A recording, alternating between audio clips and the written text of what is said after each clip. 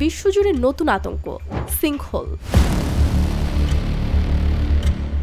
এবারের সিঙ্কহোল কোনো পাহাড় কিংবা পুকুরের পানি নয়, বরং গিলে নিয়েছে গোটা এক মেট্রো স্টেশনকে। যে স্টেশন সাধারণের চলাচলের জন্য খুলে দেওয়ার কথা ছিল 2025 সালে। রাত 3:50 বিকট শব্দে ঘুম ভেঙে যায় জিয়াওনানজে স্টেশনের নির্মাণ সাইটের আশপাশে মানুষের। চোখ মুখে আতঙ্ক নিয়ে ঘুম ভাঙা মানুষের দল রাস্তায় নেমে দেখতে পেল রাস্তার মাঝখানে বিশাল এক সিঙ্কহোল। সিনেমার মতো ঘটে যাওয়া এই ঘটনায় কেউ হতাহত না হলেও ধসে পড়েছে দক্ষিণ পশ্চিম চীনের চেংডু শহরে নির্মাণাধীন একটি মেট্রো স্টেশন।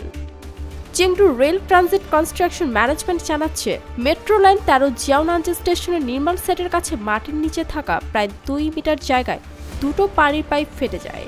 এর ফলে 12 মিটার প্রশস্ত রাস্তাটি ধসে পড়ে। ওই এলাকার বসবাসরত স্থানীয়দের জায়গা করে দিতে আশপাশের হোটেলগুলো তৈরি করেছে অস্থায়ী বাসস্থান।